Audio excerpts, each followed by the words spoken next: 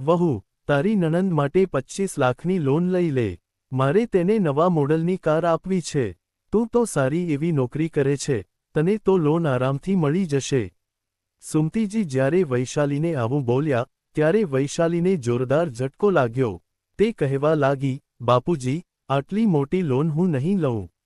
અને દીદીએ હજુ થોડા મહિના પહેલાં જ તો નવી કાર ખરીદી છે, હવે તેમને નવી કાર આપવાની શું જરૂર છે?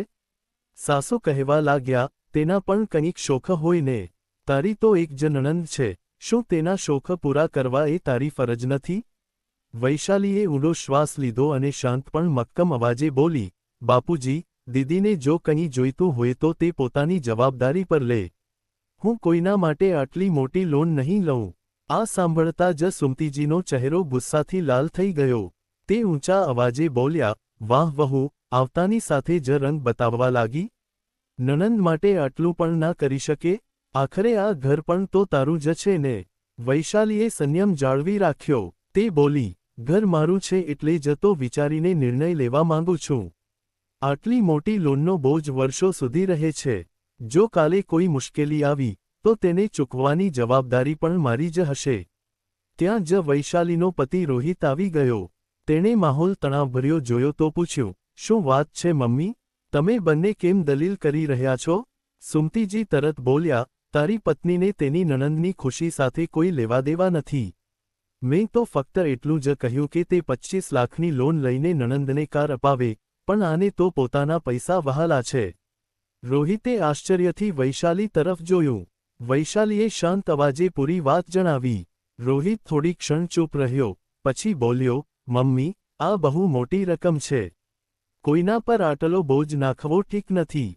જો દીદીને કાર જોઈતી જ હોય તો આપણે બધા મળીને કોઈ બીજો રસ્તો કાઢી શકીએ. સુમતીજી નારાજ થઈને બોલ્યા, હવે તું પણ તારી પત્નીનો પક્ષ લેવા લાગ્યો. રોહિત ધીમેથી બોલ્યો, હું કોઈનો પક્ષ નથી લઈ રહ્યો મમ્મી, હું સાચી વાત કહી રહ્યો છું. સુમતીજી કંઈ પણ બોલ્યા વગર ત્યાંથી ઉઠીને પોતાના રૂમમાં જતા રહ્યા, પણ તેમના ચહેરા પર નારાજગી સ્પષ્ટ દેખાતી હતી. વૈશાલી ચૂપચાપ ઊભી રહી. તેને સમજાતું નહોતું કે તેણે સાચું કર્યું કે ખોટું, પણ તે જાણતી હતી કે ઉતાવળમાં કોઈ ખોટો નિર્ણય નથી લીધો. રોહિત આ બધું સાંભળીને અંદરથી ખૂબ પરેશાન થઈ ગયો. પિતાના અવસાન પછી તેણે પોતાની માતાને ખૂબ તૂટતા જોયા હતા. પહેલા સુમતીજીનો સ્વભાવ આટલો તેજ નહોતો, પણ પતિના ગયા પછી તે જલ્દી નારાજ થઈ જતા અને લાગણીઓનો સહારો લેવા લાગ્યા હતા. રોહિત પોતાના રૂમમાં આવીને બેસી ગયો. વૈશાલીએ તેના ચહેરા પર ચિંતા જોઈ.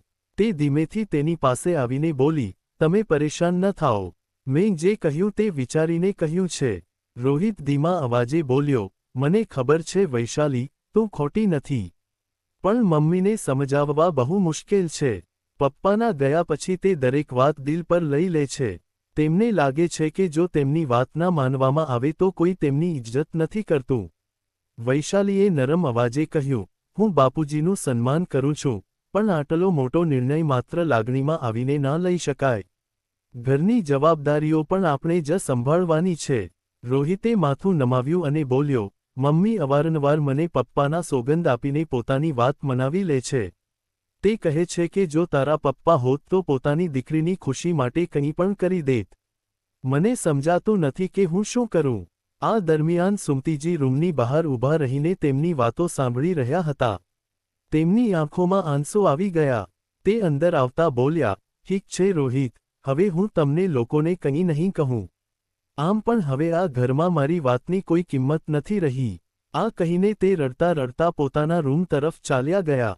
રોહિત બેચેન થઈને તેમની પાછળ જવા લાગ્યો, પણ વૈશાલી ત્યાં જ ઊભી રહીને વિચારતી રહી કે ક્યાં સુધી દરેક નિર્ણય લાગણીઓના દબાણમાં લેવામાં આવશે. રૂમમાં જઈને સુમતીજી જૂના આલ્બમ કાઢીને બેસી ગયા અને પોતાના પતિની તસવીર જોતા બોલ્યા, જોઈ રહ્યા છો ને? હવે આપણી દીકરીની ખુશી પણ કોઈને દેખાતી નથી. દરવાજા પર ઊભેલો રોહિત આ સાંભળીને વધુ તૂટી ગયો. તેને સમજાતું નહોતું કે તે માતાનો સાથ આપે કે પોતાની જવાબદારીઓનો. રોહિત થોડીવાર ત્યાં ઊભો રહ્યો, પછી ભારે હૈયે ત્યાંથી ચાલ્યો ગયો. જેવી તેના ડગલાની આહટ દૂર થઈ, સુમતીજીએ ધીમેથી પોતાના આંસુ લૂછ્યા. બીજી જ ક્ષણે તેમના ચહેરા પર હળવું કુટિલ સ્મિત આવી ગયું. તે મનમાં વિચારવા લાગ્યા, મને બરાબર ખબર છે કે રોહિત પર દબાણ કેવી રીતે લાવવું.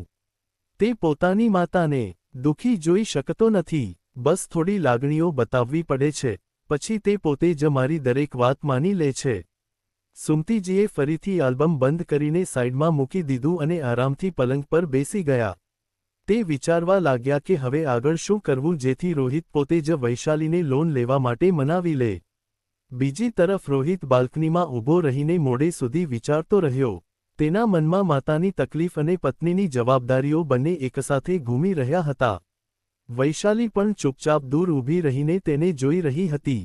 તે રોહિતના મનનો સંઘર્ષ સમજી રહી હતી, પણ તે એ પણ જાણતી હતી કે ખોટા નિર્ણયનો બોજ આખા પરિવારે ભોગવવો પડી શકે છે. લગભગ 2 અઠવાડિયા સુધી ઘરમાં તણાવનો માહોલ રહ્યો. સુમતીજી વૈશાલી સાથે બહુ વાત નહોતા કરતા અને રોહિત પણ બંનેની વચ્ચે ફસાયેલો રહેતો હતો.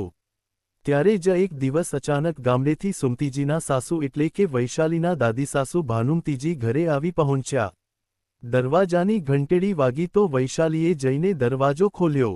સામે સફેદ સાડી પહેરેલા, ચહેરા પર તેજ અને આંખોમાં ઊંડાણ ધરાવતા ભાનુમતીજી ઊભા હતા.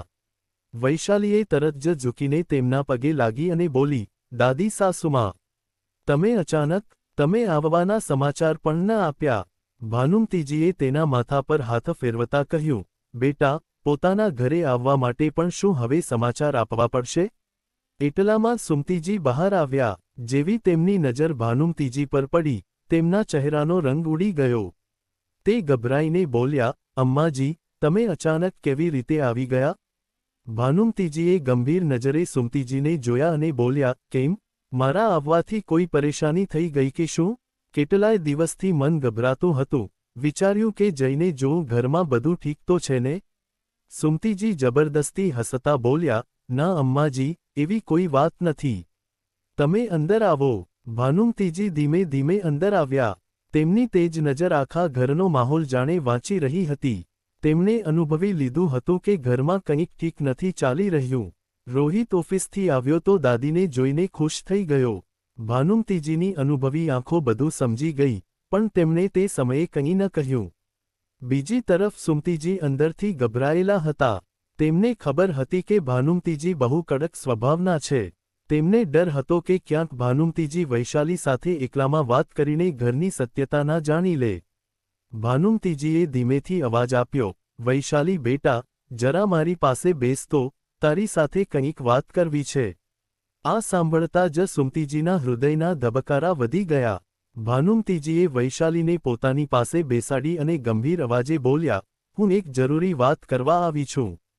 હું વિચારી રહી છું કે મારી દીકરીને ગામની જમીનમાં હિસ્સો આપી દઉં. આ સાંભળતા જ સુમતીજી હેરાન થઈ ગયા. તે તરત બોલ્યા, અમ્માજી, દીદીનું સાસરું તો બહુ સુખી છે, પછી તમે આવું કેમ કરી રહ્યા છો? ભાનુમતીજીએ સુમતીજી તરફ ઊંડી નજર નાખી અને શાંત અવાજે બોલ્યા, કેમ? તું તારી નણંદ માટે શું તારા દીકરાનો હિસ્સો પણ ના છોડી શકે? આ સાંભળતા જ સુમતીજી ગભરાઈ ગયા. તેમની ગભરામણ જોઈને ભાનુમતીજી ધીમેથી બોલ્યા, જો તું તારી નણંદ માટે પોતાનો હિસ્સો છોડવા નથી માંગતી, તો તારી વહુને 25 લાખની લોન લેવા માટે મજબૂર કેમ કરી રહી છે? મને રોહિતે ફોન કરીને બધું જણાવ્યું હતું કે ઘરમાં શું ચાલી રહ્યું છે. જો સુમતી, આ બધું જરાય ઠીક નથી. સુમતીજી માથું નમાવીને ઊભા રહી ગયા. તેમની પાસે કોઈ જવાબ નહોતો.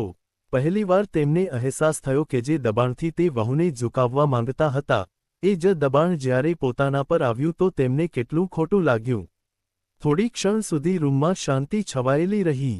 સુમતીજીની આંખોમાં શરમ અને પસ્તાવો સાફ દેખાતો હતો. તે ધીમેથી વૈશાલી પાસે આવ્યા અને બોલ્યા, વહુ, મારાથી ભૂલ થઈ ગઈ. મેં મારી દીકરીના પ્રેમમાં આવીને તારા પર બહુ મોટો બોજ નાખવાનો પ્રયત્ન કર્યો. મને માફ કરી દે. વૈશાલીએ તરત જ તેમના પગ પકડ્યા અને બોલી, બાપુજી, તમે મોટા છો. તમારો અધિકાર છે સમજાવવાનો, પણ ઘરના નિર્ણય મળીને લેવા જોઈએ. ભાનુમતીજી સંતોષભર્યા સ્મિત સાથે બંનેને જોઈ રહ્યા હતા.